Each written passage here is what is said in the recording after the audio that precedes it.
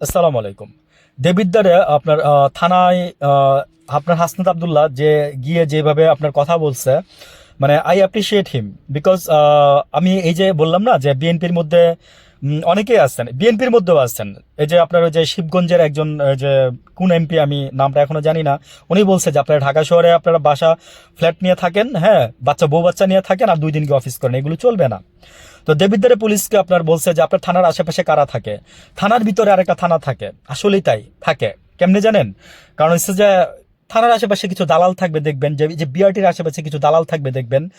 যে কারণ হচ্ছে সরকারি চাকরি যারা করে তারা, আমার বাবাও তো সরকারি চাকরি করছে, ফার্স্ট ক্লাস গ্যাজেটেড অফিসার ছিলেন এবং সচিব পর্যায়ে রিটায়ার করছে। তো আমি জানি যে বাবার মুখ থেকে শুনতাম, এই জন্য বাবার ইয়াটা আইডেন্টিফিকেশনটা দিলাম, যে বাবার মুখ থেকে শুনতাম যে বাবার পিয়ন, আমার বাবার পিয়ন, আমার বাপের ঢাকা শহরে খুব কষ্ট করে পেনশন বেচা, খুব মনে করেন যে কষ্টসাধ্য করে একটা কিছু করছে, মাথা গুঁতে একটা ঠাই করছে। আর আমার বাবার পিয়নের 4টা বাড়ি আছে, বুঝছেন? তো পিয়ন কি করে জানেন? পিয়ন আসলে হয়েছে কি, কাজ করতে করতে, আমরাও তো কাজ করছি, আমরা তো কর্পোরেট লেভেলে জব করছি বা করতেছি। তো দেখা যায় কি জানেন, যে আমরা একটা সময় পিয়নকে বিশ্বাস করে ফেলি। হ্যাঁ, ওই যে হাসিনা বলছে না যে পিয়ন 400 কোটি টাকার মালিক, আমার হেলিকপ্টার ছাড়া চলে না আমার পিয়ন, বলছে না? কথাগুলো সত্যি। কিন্তু পিয়ন কি করে জানেন? 10টা কাগজের সাথে একটা কাগজ দিয়ে দিবে আপনারা, যেটা নাকি স্যারে আর পড়ে না। স্যারে না পড়া মনে করে যে পিয়নের উপরে ভরসা করে সাইন করে দেয়, এরকমও কিন্তু হয়।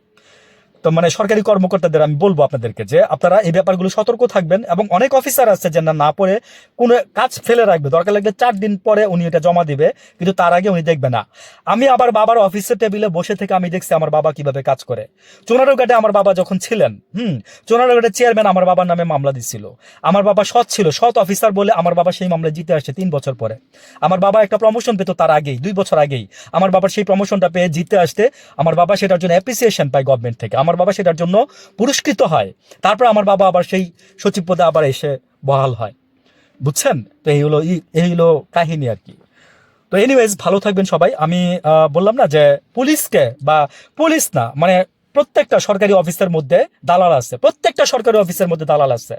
আমি আমার মানে বাবার টেবিলের সামনে বসে থেকে আমি দেখছি আমার বাবা কিভাবে অফিস করে এবং দালালরা কিভাবে কি করে।